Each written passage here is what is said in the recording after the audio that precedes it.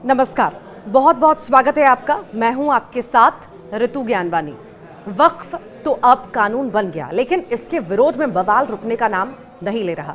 पश्चिम बंगाल में हालात सबसे बुरे हैं।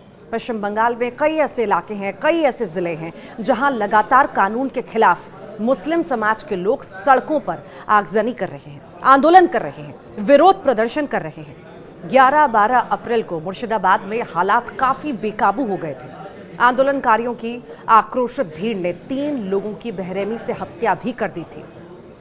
मुर्शिदाबाद, नॉर्थ 24 परगना, हुगली और मालदा जिलों में हिंसक विरोध प्रदर्शन हो रहे हैं।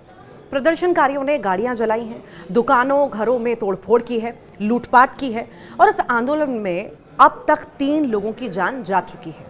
15 पुलिसकर्मी घायल हैं, जबकि करीब 150 लोग गिरफ्तार भी किए जा चुके हैं। पश्चिम बंगाल में पिछले 4 से 5 दिन से हिंसा का दौर लगातार जारी है। केंद्र सरकार ने हिंसाग्रस्त इलाकों में 1600 जवान तैनात भी किए हैं। इनमें 300 बीएसएफ जवान हैं। कुल 21 कंपनियां तैनात की गई हैं। हिंसाग्रस्त इलाकों में इंटरनेट बैन है। यही नहीं, यहां बीएनएस की धारा 163 भी लागू की गई है। तो इधर मुर्शिदाबाद के दुलियान से करीब 500 लोग पलायन कर गए हैं। इन सभी ने नदी पार मालदा के वैष्णव नगर में एक स्कूल में शरण ली है। इन लोगों का आरोप है कि उनके घरों में तोड़फोड़ की गई, आगजनी की गई, पीने के पानी में जहर मिला दिया गया। ये किसी तरह बीएसएफ की मदद से वहां से बचकर यहां पहुंचे हैं।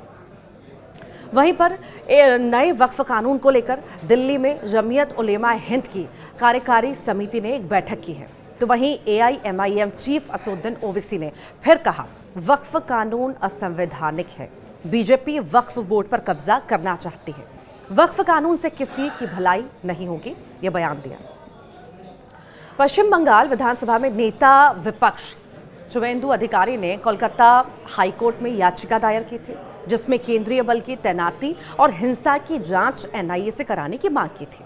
हाईकोर्ट ने हिंसाग्रस्त इलाकों में केंद्रीय सुरक्षा बलों की तैनाती के आदेश भी दिए हैं। जस्टिस सोमेन सेन की अध्यक्षता वाली बेंच ने कहा है कि हम उन रिपोर्ट्स पर आंखें मूंद नहीं सकते जो सामने आई हैं। इनमें राज्य के कुछ जिलों में बर्बरता दिखाई देती है। मुर्शिदाबाद के अलावा जहां भी हिंसा नजर आती है, वहां केंद्रीय सुरक्षा बल की तैनाती की जाए। कोलकाता हाईकोर्ट ने शनिवार को मुर्शिदाबाद में तुरंत केंद्रीय बल तैनात करने का आदेश दे दिया और इस दौरान कोर्ट ने कहा, हम आंखें बंद नहीं कर सकते हैं। संवैधानिक अदालतें मूकदर्शक नहीं बन सकती हैं। जब लोगों की सुरक्षा खतरे में हो तो तकनीकी बचाव में उलझे नहीं रह सकते। ऐसा लगता है कि समय पर उचित कदम नहीं उठाए गए। प्रत्येक नागरिक को जीवन का अधिकार है। यह सुनिश्चित राज्य की जिम्मेदारी है कि प्रत्येक नागरिक का जीवन और संपत्ति सुरक्षित रहे। मुख्यमंत्री ममता बनर्जी ने शनिवार को कहा, वक्फ कानून राज्य में लागू नहीं किया जाएगा। कानून केंद्र ने बनाया है, इसीलिए जो जवाब आप चाहते हैं वो केंद्र से मांगा जाना चाहिए। मेरी अपील है कि शांत रहे, सबकी जान की कीमत है। राजनीति के लिए दंगे ना भड़काए जाए, ये अपील ममता बनर्जी ने की है।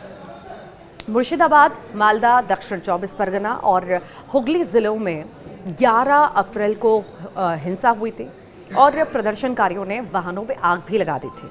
पुलिस पर पथराव भी किया था और सुईटी थाना क्षेत्र के साजूर क्रॉसिंग में पुलिस पर क्रूड बम भी फेंके गए थे। इस दौरान 10 पुलिसकर्मी घायल हुए थे। हालात काबू करने के लिए पुलिस ने 4 राउंड फायर किए थे। गोलीबारी में 2 लोग घायल भी हुए थे। दोनों का अब तो इलाज चल रहा है, काफ़ी हद तक ठीक भी हैं।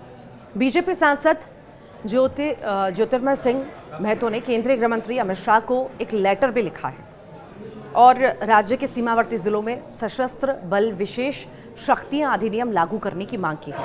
उन्होंने आरोप लगाया कि इन इलाकों में हिंदुओं पर बार बार सांप्रदायिक हमले हो रहे हैं। तो वहीं अब इस मुद्दे पर जमकर बवाल और राजनीति भी होने लगी है। कानून को लेकर कांग्रेस सांसद इमरान मसूद का बयान सामने आया। उन्होंने केंद्र सरकार पर तीखा हमला बोला। उन्होंने कहा कि अगर उनकी पार्टी सत्ता में आती है तो वो 1 घंटे के भीतर वक्फ कानून को निरस्त कर देगी। इसी के साथ ही उन्होंने मुर्शिदाबाद में हिंसा पर चिंता भी व्यक्त की। विपक्ष के द्वारा लगातार बयान आए और हमला बोला गया। उन्होंने कहा कि अराजकता और कानून व्यवस्था की स्थिति खराब होती जा रही है। साथ ही कहा कि कुछ कट्टरपंथी समूह संविधान और कानून का विरोध कर खुलेआम हिंसा कर रहे हैं। आम लोग सुरक्षित हैं। ऐसा नहीं है कि वक्फ कानून के विरोध में केवल बंगाल में बवाल हो रहा है। पश्चिम बंगाल के अलावा दूसरे राज्यों में भी ऐसा प्रोटेस्ट देखने को मिल रहा है। 11 अप्रैल को जम्मू कश्मीर हुर्रियत नेता नजरबंद श्रीनगर में वक्फ कानून के खिलाफ प्रदर्शन हुए। कुछ स्थानीय संगठनों और नेताओं ने कानून को अल्पसंख्यक अधिकारों के खिलाफ बता दिया। स्थिति तनावपूर्ण बनी तो हुर्रियत नेताओं को नजरबंद किया गया। 12 अप्रैल को त्रिपुरा के उनाकोटी जिले में 4000 लोगों की रैली हिंसक हुई। एसडीओपी समेत कम से कम 18 पुलिसकर्मी घायल हो गए। इसके बाद पुलिस ने 18 प्रदर्शनकारियों को गिरफ्त में भी लिया। 13 अप्रैल को असम के सिलचर में प्रदर्शनकारियों ने पुलिस पर पथराव किया। मधुरबंद इलाके में बिना परमिशन हजारों लोग जुट गए। पुलिस उन्हें रोकने की कोशिश करती रही। पहले धक्का मुक्की की, फिर पत्थर फेंके। भीड़ को तितर बितर करने के लिए पुलिस को भी लाठी चार्ज करना पड़ा। प्रदर्शनकारियों ने धार्मिक और भाजपा मुर्दाबाद के नारे भी लगाए। पश्चिम बंगाल में हुई हिंसा को लेकर राज्य के गवर्नर सीवी आनंद बोस ने केंद्रीय गृह मंत्री अमित शाह से चर्चा की है और इसके अलावा बोस ने राज्य सरकार को मुर्शिदाबाद, मालदा और दक्षिण 24 परगना जिलों के संवेदनशील इलाकों में उपद्रव के लिए जिम्मेदार उपद्रवियों के खिलाफ एक्शन लेने के भी निर्देश दिए हैं।